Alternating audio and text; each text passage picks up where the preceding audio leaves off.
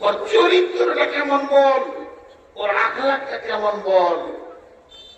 খাদিজাকে বলছেন, মালকিন আমি তোমার ঘরের কৃতদাস গোলাম। ওই লোকটার ব্যাপারে আমি লম্বা চওড়া কথা বলবো না, মাত্র 3খানা কথা বলবো রে খাদিজা।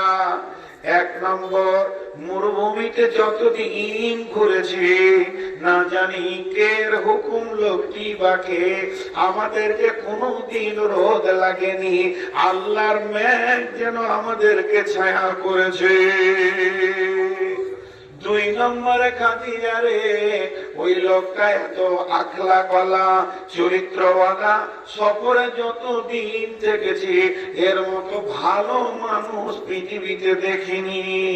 আর 3 নম্বরটা শুনে নাও, যখন আমরা সামনে ছিলাম লোকটি ক্লান্ত হয়ে ঘুমিয়ে গেছিল। একজন নাসারাদের খ্রিস্টানদের পাদ্রী এসে বলল, মাইসারা রে এই ছেলেটি আখিরি পয়গম্বর হবে। মা বোন, খাদিজার ভিতরে যে ধোঁয়াশাটা ছিল ওটা কি হয়ে গেল? পরিষ্কার হয়ে গেল। মুখ খুলেন, খাদিজার ভিতরে যে ধোঁয়াশা ছিল সেটা কি হয়ে গেল? পরিষ্কার হয়ে গেল। খাদিজা এবার মনটাতে 3-4 রকম করে, আমাকে বিয়ে করবে না, আমি তো বুড়ি, 40 বয়স, ও তো 25 বছরের উত্তাপ যুবক। আমার মনে বলছে বলে দেখি কেন, করুক আর না করুক, এটা তো কথা বলা যেতে পারে, অসুবিধা কি হয়েছে। আবার মনে হচ্ছে না, মেয়ে খাদিজা শেষ মেয়ে সিদ্ধান্ত নিলাম, পাঠাই খবর। নাফিসা খাদিজার সম্পর্কে ফুফি নাফিসাকে দেখে বলল, না দাদি সম্পর্কে পাড়া সম্পর্ক দাদি। নাফিসা দেখে বলল, দাদিজি আমার খাদিজা রাজি আছি, বৈবাহিক আবদ্ধে আমি মোহাম্মদের সঙ্গে বসতে বিয়েতে। হে দাদি, তুমি আমার খবরটা, খাদিজার খবরটা মোহাম্মদের কাছে পৌঁছে দাও। এরপরে যদি আমি বলি তাহলে আমার উপরে বদনাম হবে, আমাকে মারবে মাইক ম্যান। বলবো না, যা হচ্ছে হোক গা।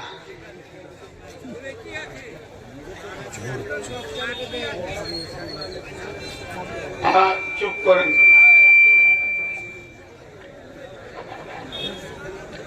ভাইয়া, পৃথিবীতে যত মাইক আছে সব মাইকই একই, যাদের ভালো তাদেরও এখানেও তাই। এখানে যে মালের কম আছে তা না, কিন্তু মাইক সব বাসই একটা অ্যাক্সিডেন্ট হয় আর একটা ভালো যায়। মানে মেন হচ্ছে ড্রাইভারকে নিয়ে বিপদ। মাইকটা খারাপ নয়, মাইক তো কোম্পানি, তাহলে আহুজা কোম্পানিকে বলতে হবে তোর মাইক খারাপ। মাইক ঠিক, মেশিন ঠিক, টাঙ্গা হয়নি। যতগুলো চোঙা আছে সব জিব্রাইল আর মিকাইলকে দিয়ে দিয়েছে, এখানে কিছুই রাখেনি। এইরকম স্টেজে 1, 2, 3, 3 3 6, 3 3 9, 10 খানা চোঙ লাগতো, তাহলে তোলপাড় সব রাস্তায় রাস্তায় দিয়ে দিয়েছে। আমি বাড়ি থেকে মাইকগুলো শুনছিলাম, শোনা যাচ্ছে স্পষ্ট, মাইক ভালো, মাইক খারাপ নয়, কিন্তু এইখানে কিছুই দেয়নি। এইটাই হয়ে গেছে ভেজাল। এখন কি করব বলেন? আমাকে আর চাপ দিয়েন না, আমি আর 5-7 মিনিটের মধ্যে ছেড়ে দিই, ইনকমপ্লিটই থাকবে। কারণ জান যে কথা বলা কঠিন হবে। আমি যদি কসম করতে বলেন আপনারা তো কসম করব, এখন সামনে 2 মাস আর বায়ান ভালোভাবে করতে পারবো না। কারণ আমার এটা তাই মানে প্রায় 17-18 বছর চলছে এই পেশাটা, আরো বেশি হবে, 20 বছর 22 বছর চলছে। তার মানে আমার আইডিয়া হয়ে গেছে আজকে গলার যে অবস্থা হলো তাতে আমার 2 মাস ব্যবসা করতে কঠিন হবে। এটা কে আমার চালিয়ে দেবে? তো যাই হোক, এবার আপনারা শুনেন, খাদিজা যেই খবরটা পাঠিয়ে দিল, তো নাফিসা গিয়ে কাকে বলছে জানেন? আবু তালেবকে। আবু তালেব কি হলো? ভাতিজার বিয়ে দিবে। বহু তো খুঁজছি রে, আমার একটা কাজ হয়ে গেছে, আমার ভাতিজা ইনকাম করতে শিখেছে জানিস। ও খালি আবু তালেব চোপা চালিয়ে বেড়াচ্ছে, খালি আমার ভাতিজা ইনকাম করতে শিখে গেছে, খালি একটা বহু পেলি হলো। তারপর বউয়েরই খবর পৌঁছে গেছে, বউ পাওয়া গেছে। তো আবু তালেব জিজ্ঞেস মেয়েটা কে রে, কে মেয়ে? বলছে খাদিজা নিজে বলেছে বিয়ে করবো। তো আর খুশিতে দম আটকে গেছে। রাজ ফ্যামিলির মেয়ে, জমিদারের মেয়ে, আর আমার ভাতিজা একটা কলম ধরতে জানে না, লিখতে জানে না, জীবনে বকরি চড়িয়েছে। আর সেই ছেলেটাকে, কিন্তু তুমি ভাবছো বকরি চড়ানেওয়ালা, স্বর্ণকার তো সোনাই ছিল কি, ও যে একটা হীরের টুকরো, সেটা কে চিনবে? স্বর্ণকার। আর আপনার আমার হাতে তামার সোনা বাড়াবার, কাঁসার সোনা বাড়াবার, কিন্তু স্বর্ণকার চিনে। খাদিজা জানে যে এই জিনিসটার কত দাম আছে। আবু তালেব তুমি কি জানবে? জি। তো বললো তাহলে একবার ভাতিজাকে জিজ্ঞেস করি। এই বেটা মোহাম্মদ কই রে বাবা, শোন। এলো, বসেছে। বলছি বেটা তোর বিয়ে তো আমাকে দিতেই হবে। ধর, তো খাদিজা প্রস্তাব দিয়েছে। আল্লাহ নবী হ্যাঁ বললেন না, আল্লাহ নবী নাও বললেন না। নবীজি একটু মুচকে হাসলেন। এই হাসিকে আবু তালেব বললেন, নবী সাহেব যাও, একটা দিন করে নেওয়া হবে। একটা নির্দিষ্ট দিন হয়ে গেল। বিশ্ব নবীকে নিয়ে গিয়ে আবু তালেব নিজে খুতবা করে খাদিজার সঙ্গে বিয়ে দিয়ে দিলেন। বিরাট ফ্যামিলি, মালে মালামালের সঙ্গে বিয়ে হলো। এতদিন ছিল কি ম্যানেজার, কাজের লোক, এখন কি হলো স্বামী। আপনারা মুখ খুলছেন না কেন? এখন কি হলো স্বামী। খাদিজা থেকে আরো আপারে চলে গেল সম্মানে। খাদিজার সেহিলিদেরকে বলছে আমাকে একটু সাজিয়ে দে না কেন, আর বাসর ঘরটাও সাজিয়ে দে। বাসর ঘর সাজিয়ে দে, সাজানো হলো। নবীজিকে ডাকা হচ্ছে, নবীজিকে খবর দেয়া হলো, আর তুমি বাড়ির বাইরের লোক নও, এখন খাদিজার নিজস্ব কামরার ভিতরের লোক। নবীজি ভিতরে গেলেন, চুপ করে বসে আছেন অনেক লাজুক মানুষ। খাদিজা হাসতে হাসতে, একটা স্বামী মারা গেছে, তার একটা স্বামী তালাক দিয়েছে, এবার 3 নম্বরে পড়েছে। খাদিজা মনে মনে কত কৌতূহল, আল্লাহ আমাকে আবার স্বামী দিল, কত আনন্দ, কত কথাবার্তা, কত আলোচনা, কত প্রেম আলাপ হবে। এই নিয়তে যখন যাচ্ছে, তখন খাদিজা দেখছেন নবীজি মাথাটা নাম করে, খুশি নাই, আনন্দ নাই, ভারাক্রান্ত। আর ওই অবস্থায় চোখ দিয়ে ছল ছল ছল ছল পানি। খাদিজা বলছে যে চোখ দিয়ে ছল ছল পানি। খাদিজা কয়েকটা কথা গড় গড় করে বলে দিলে। দেখে কি বলে দিলে জানেন? নবী তখন হননি, কিন্তু উনার নামটা লিখে নবী না বলে থাকতে পারছি না। ও মুহাম্মদ, এইটুকুই খাদিজার কথা, কিন্তু আমাদের নবী না বলে শান্তি বেশি না, এই জন্য নবী বলেই বলছি। ও নবী মুহাম্মদ, আমি হলাম 40 বছরের বুড়ি, আর আপনি হলেন 25 বছরের নবজওয়ান। আপনি হলেন বিবাহের নববর, পৃথিবীর কোন নারী দেখেননি। আর আমি হলাম বিবাহিতা, আপনার তালাক প্রাপ্তা এবং স্বামী মরা একজন বউ। এর জন্য মনে হয় তুমি আমাকে মেনে নিতে পারোনি। মেয়ের একটু বেশি বকে, হালকা কথায় একটু বেশি বকে। আম্মা যেন আয়েশা বলছে আমার মাথায় ব্যথা, তা আল্লাহ রাসূল বলছে তোমার মাথায় ব্যথা যদি ব্যথা খুব বেড়ে যায়, আমি মরিদার একটা বিয়ে করাও লাভ, ভেজাল বাড়ানোর কথা বেশি বলবে। বাইরে বাইরে জীবন, ফোনে ফোনে বিবির সাথে জীবন। আপনাদের এখানে শোয়ার জায়গা কত সুন্দর আমাকে দিয়েছে, বিছানা, বালিশ, খাওয়া। তো বিবির সাথে কি আমি কথা বলি না? ভিডিও কল করেছি, বলছে কোথায় আছে? আমি একটা বাড়িতে আছি, খুব সুন্দর শুয়ে আছি, ভালো বিছানা, খাওয়া দাওয়া ভালো। কটায় দিয়েছে? 9:30। আগে লিখতে পারলো না, আগে লিখতে হতো, কথা রাত জাগে সুগারে দিবে না যে আমাকে আগে। লোকের বাড়িতে কেন শুনতে গেলে মসজিদে শুনতে হবে।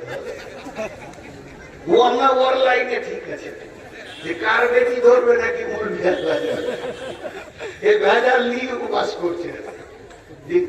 মোড়া তো ছাড়াই আছে, কি যে ঘটনা ঘটবে আল্লাহ জানে। তো লোকের বাড়িতে কেন শুনছ, মাদ্রাসাতে মসজিদে শুনবে, ওসিয়ত করছে। যাই হোক, তো খাদিজা কথাটা বলতে গিয়ে বেশি বলে দিল। নবীজি ছল ছল আঁখিতে কাঁদতে কাঁদতে বলছো খাদিজা তুমি এমন কথা বলবে না, আমি তোমাকে প্রেমের জগতে রেখেছি, হৃদয় নিয়ে বিবি বলে মেনে নিয়েছি, বয়সটা আমার কাছে কোনো ফ্যাক্টর নাই, তুমি আমার বিবি, এখানে আমার এতটুকু কিন্তু নাই। তবে কেন আমি কাঁদছি শোনো, কাঁদার কারণটা আমি এমনই একজন আজকে বিয়ে করলাম, কিন্তু তোমার মুখে হাসি ফোটানোর জন্যে, তোমাকে গালে ধরে চুমা দেবে আমার মা সে পৃথিবীতে নাই, তোমার মাথায় হাত দিয়ে দোয়া করবে আমার আব্বা আব্দুল্লাহ পৃথিবীতে নাই। আমি আব্বা মাকে মনে করেছে, আর তোমাকে আনন্দ দেওয়ার জন্য 20-25 ভরি সোনা দিব, এটা আমার ক্ষমতা নাই। তোমার ঘরে আমি দীর্ঘদিন কাজ করেছি, তখন আমি জেনেছি বুঝেছি কত রাজ ফ্যামিলির ছেলে হাজার হাজার ভরি সোনা দিয়ে তোমাকে বিয়ে করতে চেয়েছে, কেন যে তাদের বিয়েকে তুমি প্রত্যাখ্যান করে দিয়ে আমার মতো এতিমকে গ্রহণ করেছো, আমার মতো মালহীন নিঃস্বকে গ্রহণ করেছো, আমি খাদিজা বুঝতে পারছি না।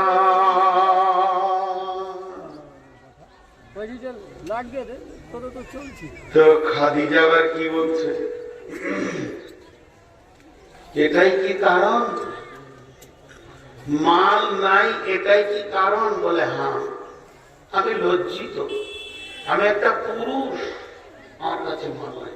খাদিজা বলে তাহলে আমার কথা শুনতে হবে। আবার কি পালা শুরু হলো মাসর করে, আমার কথাটা এবার আপনাকে শুনতে হবে। বলে বলো। শুনেলেন, আমার যত জমি জায়গা, আমার যত ঘোড়া উট দুম্বা সোনা দানা স্থাবর অস্থাবর যত আমার সম্পত্তি, ইভেন আমি খাদিজা পর্যন্ত, আপনি বললে আমার পা চলবে, নচেত আমার পা বন্ধ থাকবে, আপনি বললে আমার হাত ধরবে, নচেত আমার হাত উঠবে না, আপনি বললে আমার চোখ তাকাবে, নচেত আমার চোখ দেখবে না, ইভেন আমি আমার বডি পর্যন্ত সমস্ত মাল আপনাকে এক্ষুনি দান করে দিলাম। এখন আমি কাঙালি হয়ে গেলাম, এবার বলেন ও নবী মুহাম্মদ, আপনি কাঙালি মেয়েটাকে নিয়ে কি দুনিয়া করবে? মা বোন, দান কাকে বলে দেখেন, ইসলামে খাদিজা কি দিয়ে গেছে দেখেন। দান কাকে বলে? বিশ্বনবী বলেন খাদিজা দাঁড়াও, অনেক বলে ফেলেছো, আমাকে আরেকবার বলতে দাও, তারপরে তুমি দ্বিতীয় চান্স বলবে। বলে আপনার আবার কিসের বক্তব্য বলে আছে? বলে খাদিজা রে, আমাকে আল্লাহ ওই মিজাজের বানিয়ে দিয়েছে। কেউ কানবে আমি দেখতে পারবো না, মালটাকে দিয়ে দিব, এতিমকে মাল দিয়ে দিব, বিধবাকে মাল দিয়ে দিব, অভাবীকে মাল দিয়ে দিব। আমার মাল থাকবে, মানুষ কষ্ট পাবে, এটা আমি দেখতে পারবো না। তাহলে মাল দান করে দিলে তোমার কি কোনো আপত্তি থাকবে না?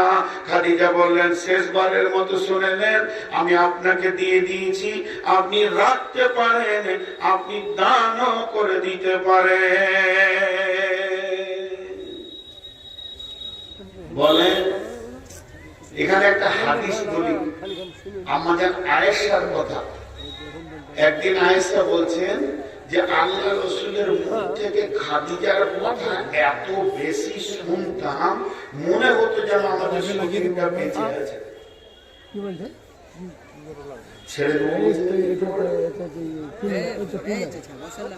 মনে হচ্ছে যেন আমাদের শরীরটা, মানে আল্লাহ রসুল এত খাদিজার কথা বলতেন, তা আমাদের আয়েশা বলছে যে আমাদের মনে হচ্ছে যেন খাদিজা বেঁচে আছে, এত হিংসা লাগে।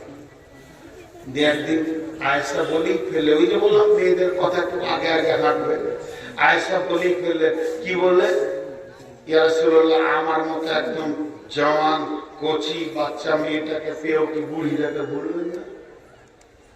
নবীজি অঝর নয়নে কেঁদেছিলেন এবং বলেছিলেন যে কথাগুলো এখন যেটা বলছি, যখন আমি নিঃস্ব ছিলাম খাদিজা সব দান করেছে। আমি খাদিজাকে আমার কবরে যখন রাখতে হয়, আমি কাফন দিতে পারিনি, আমি এতটাই নিঃস্ব হয়ে গেছিলাম।